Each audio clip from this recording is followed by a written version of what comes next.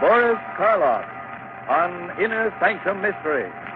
Brought to you by the makers of Trotter's Pills.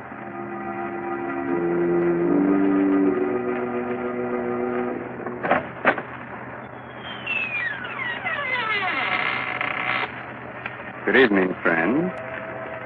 Let me welcome you once more to the Inner Sanctum. This is Raymond, your host. Come in, won't you, and sit down? No, I'm not being polite. I'd prefer you to sit, you see, because within the next 5 minutes, you're going to be so weak in the knees that you won't be able to stand.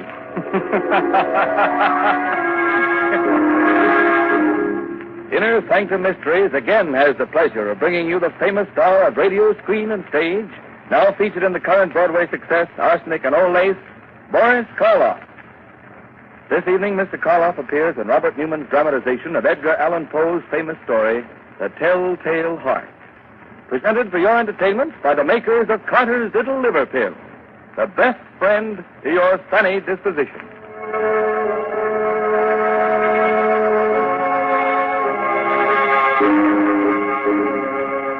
And now our story. A story based on a tale by the greatest master of the macabre that ever lived, Edgar Allan Poe. The story of a man who could hear not only every sound on earth, but even things that don't exist. So, turn down the lights, call in a friend or neighbor to keep you company, and listen to Boris Karloff as Simon in The Telltale Heart. It's early evening. The sun is just setting behind a range of low hills. On top of the nearest hill is a huge rambling building surrounded by park-like grounds. A road winds from its gates down to the little village below. Down this road comes a man. He's tall, gaunt, his hair snow white. He's so busy with his thoughts that he doesn't see the small, dark man who sits by the roadside. But just as he is about to pass him... Good evening. Huh? Oh, why, good evening. Nice evening, isn't it? Nice?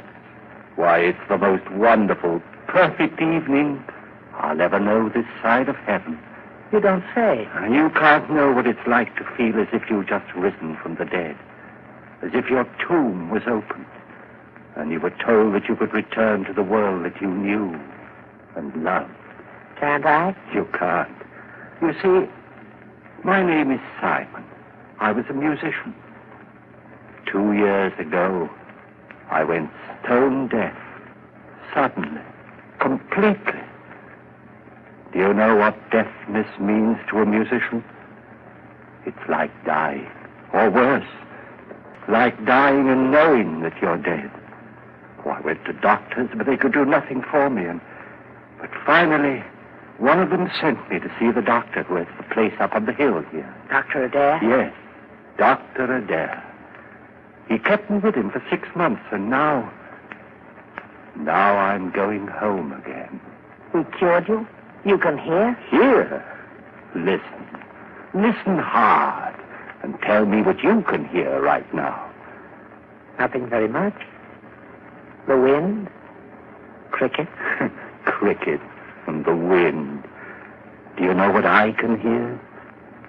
I can hear the grass growing, the sap rising in the trees. I can hear the stars moving in their courses.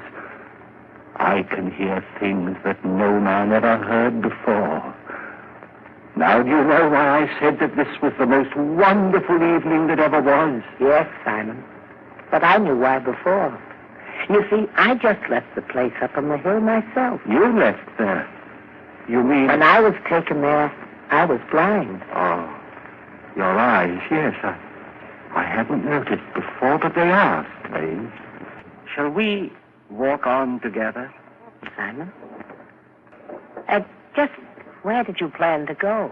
Well, I've been thinking about that for weeks now. All the weeks when I couldn't leave my room.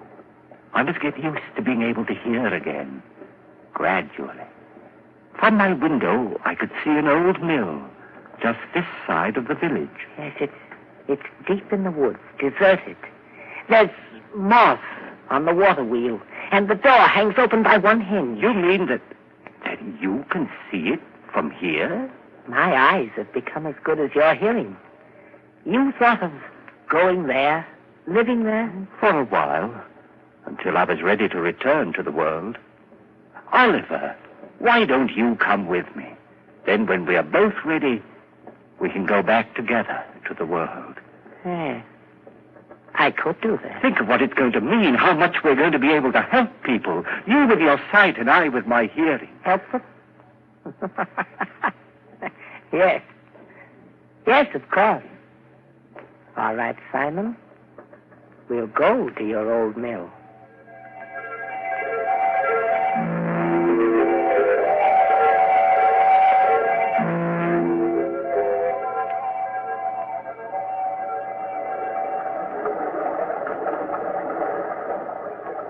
This way, Oliver. Up this path. Ozzy! Someone's coming. The farmer, he seems to be looking for something. Good evening. I'm looking for my cow. Have you seen her? Well, what kind of a cow is she? A brown and a white one with a crooked horn. Wait. I hear her. She's grazing in a field on the other side of the woods. Hear her? That's almost a mile from here. I have good ears. Good. You must have ears like a fox. But that field, that's the squire's. How did you get there? You think someone took her? Who would? Well, it's the squire's land, but he's the richest man around here. Why should he have taken my cow? Wait a minute. Let me see. Yes. Yes, I do see someone with your cow. He's just leaving her. You can see that? Right through the woods? I have good eyes. Who is it? What's he like? Is he tall, wearing a brown jacket? Yes. I knew it. It's the squire. He's trying to steal my cow. I'd better go get her. Thank you very much. Perhaps I'll see you both again. Perhaps. We'll both be staying around here for a while there in the old mill. Why did you tell him that, Oliver? Did you really see the squire taking his cow? I saw what he wanted me to see. What do you mean? He hates the squire because the squire's rich and he's poor. But what? Never mind, Simon. Shall we go on to the mill? Here we are. And it's just the way I knew it would be. Quiet, peaceful, no noises, just sound. And even those are dulled by the waterfall. Yes, it's just the way I knew it would be, too. Dark, dank. The home of the rats and spiders. We'll be happy living here with them. Happy with rats and spiders? Why? Because they're like me. Rats see in the dark, and spiders spin webs. I don't understand you, Oliver. Must you always see the worst, the most evil side of everything? Always. But why? Don't you love people? Don't you think that this is a good world? A good world when I was blind for more than 2 years. But whose fault was that? What difference does that make? I was blind. And did anyone care that I was? No. Love people. I hate them. But, Oliver, that's wrong. You've no right to hate anyone or anything. What's that? What? It sounds like wings, like... Yes, there it is, there. A swallow. Why, it's frightened, trying to get out. Why, it's beating itself against the wall and... Oh, poor thing, it's hurt itself. Fallen to the ground. I'd better catch it. Is it badly hurt? No, I don't think so. Oh, just this one wing. Here, let's see. Perhaps we can put a splint on it, heal it. Do you think so? Here, Oliver. But be gentle. It's still terribly frightened. I will. Oh, Oliver! What are you doing to that bird? Doing... Blood, you've crushed the swallow, killed it. So I have. You killed it deliberately. You think so? I told you we all have some badness deep inside us. Even you.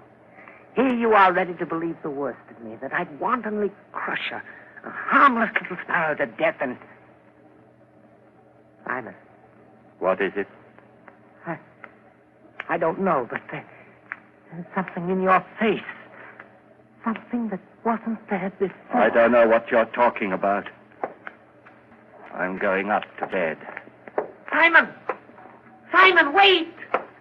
It wasn't he that was blind. It was I. Oh, he's bad, evil, clean through. He's like one of the spiders he loves so much, lurking here and spinning cunning webs to catch innocent people in. And what he saw in my face just now, there was something there. Something that wasn't there before. Death. Why did this have to happen to me? I was so happy just a little while ago. I loved everyone, the whole world. And now I have to kill him. And here I am, friend, Raymond, your host in the Inner Sanctum, who also loves everyone. So, Simon has decided he must murder his companion. Not because he wants to, but in order to keep him from spreading the hate and evil he seems to love. That's a charming idea. But if Oliver's eyes are as good as he says they are, good enough to see death in Simon's face, how will he be able to do it, Quite a problem, isn't it? Well, Raymond, everyone has problems. It's the answer that counts. It certainly does, Mr. Hurley, in a mystery drama. Yes, and in a domestic drama, too. If you don't believe it, listen to what Agnes Vale says to her husband at the dinner table. Oh, Bob, you haven't said a word about the cake, and I baked it especially for your birthday. After 30, no one wants to be reminded of birthdays. Oh, that's silly. Besides, a person's only as old as they feel. Well, if that was the case, I'd be about 60. You mean 90. No one could save up the grouch you've got in only 60 years. If you felt as irritable, low, and out of sorts as I have lately, you'd be grouchy, too. Of course I would. Anybody would. So the thing to do is not to feel that way. What can anyone do about it? Very simple, my dear. Try Carter's Little Liver Pills. Right, and when you don't feel good, try Carter's Little Liver Pills. They do the work of calomel but have no calomel in them, for they are simple pills made of vegetable drugs. They wake up the flow of one of our most vital digestive juices. When this vital juice flows at the rate of 2 pints a day, it helps to digest our food and bring back the glorious feeling that goes with regularity. Then most folks feel like happy days are here again. But be sure you get the genuine Carter's Little Liver Pill.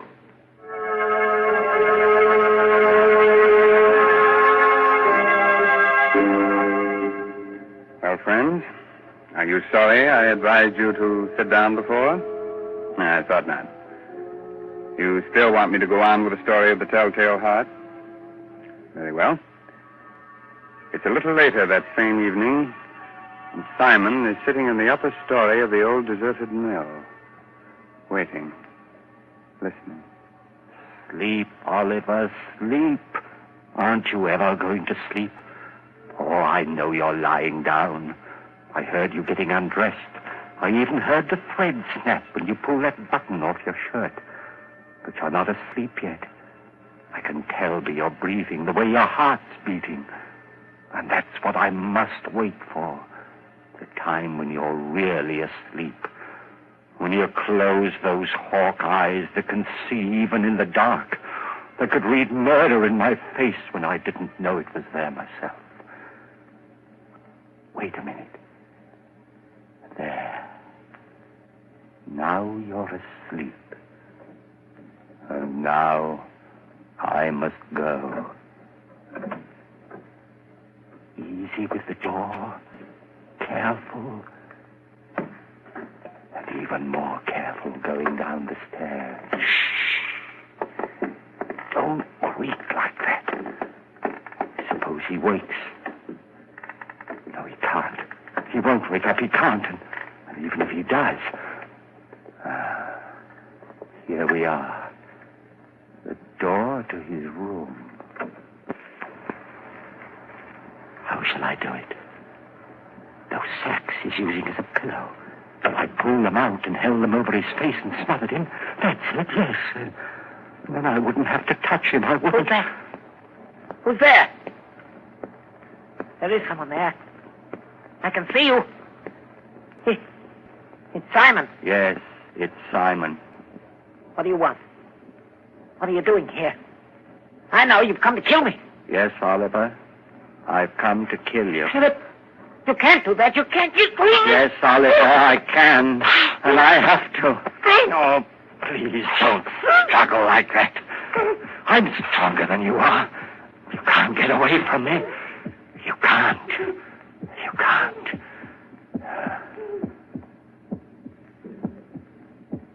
That noise. Hear it? It's your heart.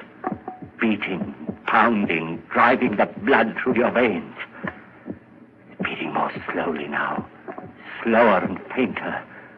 Running down like a tired clock. And I'm not going to let you go until it's stopped. So don't struggle. Don't struggle, please. Just a few seconds more. I can hardly hear it now. Just a faint, throbbing murmur. And now, even that's gone. Yes, it stopped. And you're dead. Oliver, listen. I didn't want to do it. I didn't, but I had to. You were only interested in hurting people. That's why I had to do it. And that's why I'm not going to give myself up or confess that I killed you, because I could still help people. You understand, don't you? That's why I must get rid of your body, hide it somewhere. Oh, what am I to do with you? I know. I'll keep you here, tear up the floor and hide you underneath it. Let's see now, this crowbar. Board. And this one here, there. That should be big enough. And now, in you go.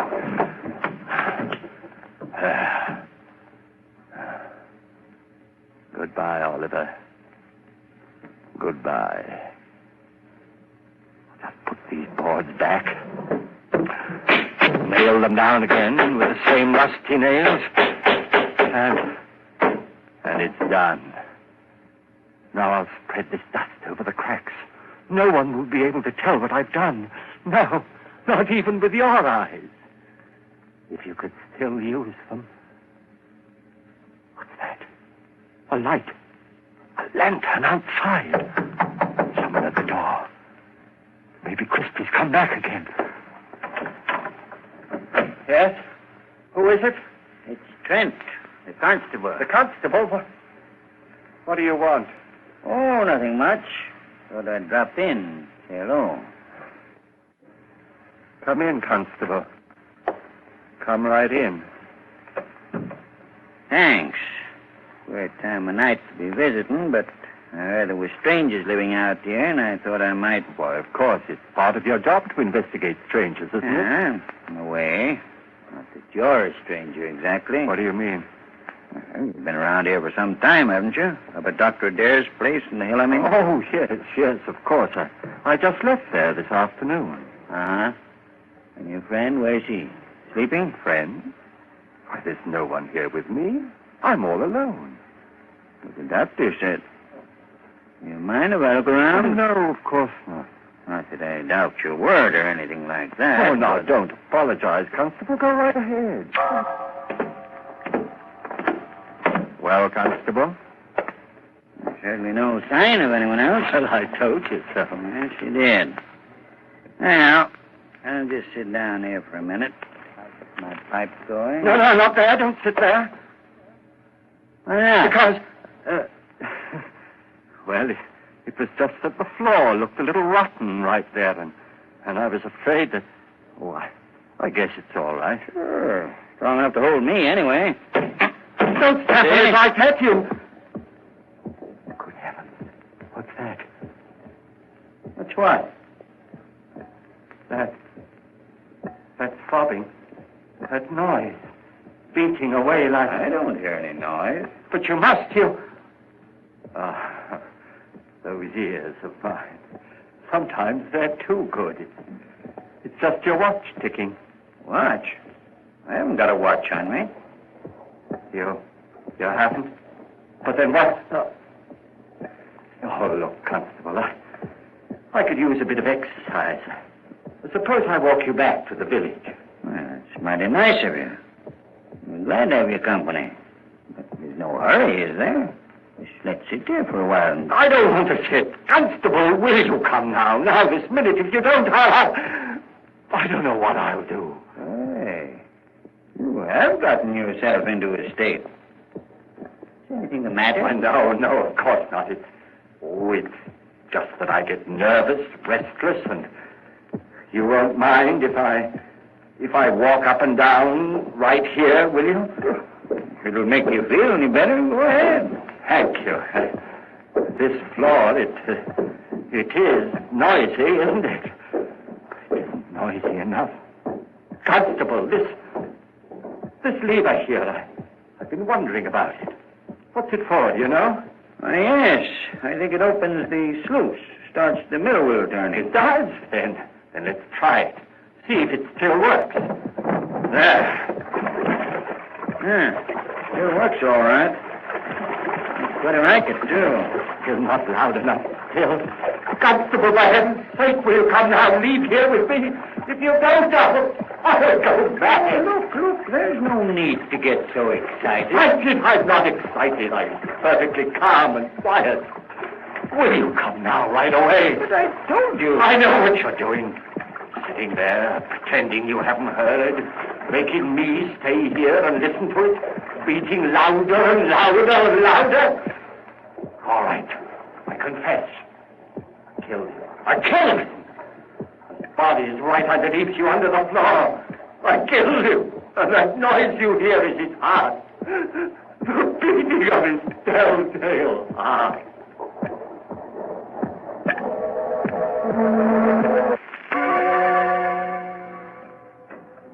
Hello, Dr. Adair. Oh, Constable, hello. Well, did you find them? Yes, Doctor. I'm glad. Some of my boys will be bringing the other one, Oliver, along in a little while. Bringing him? What's the matter with him? Well, sort of. They were in the old mill by the river. Simon had evidently tried to kill Oliver, but he hadn't done a good job of it. He nailed him up underneath the floor. And when we got him out, he was unconscious. And he's still pretty weak. I see. Bring Simon in, will you? Sure. All right, Simon. In here. Yes, Constable? Now, turn him around so that he's facing me. That's it. Well, hello, Simon. Hello, Doctor. Simon, why did you run away from here this afternoon? Run away? I didn't run away. I left. What need was there for me to stay when I was cured? Oh. And what you did, or rather tried to do to Oliver? That was wrong. I know it was wrong, but I had to do it. He was bad, Doctor, bad. He hated everyone, wanted to hurt them, and I couldn't let him. You know, it's strange, Constable. 2 men, both mental cases because of a sudden affliction. But while Oliver's blindness made him hate, Simon's deafness filled him with love for all mankind. Deafness? You mean he's deaf? But when you talk to him, he answers you. Yes, he reads lips. That's why I had you turn him around, so he was facing me. But he's stone deaf.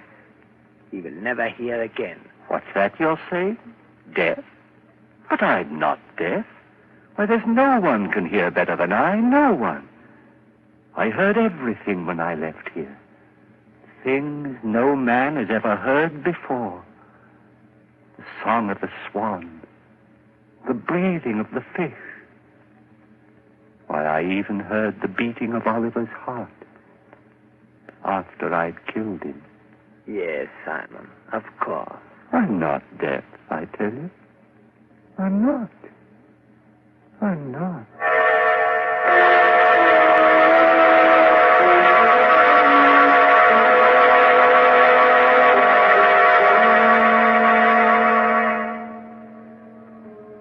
So, Simon did hear all the things he said he did, even the beating of the telltale heart.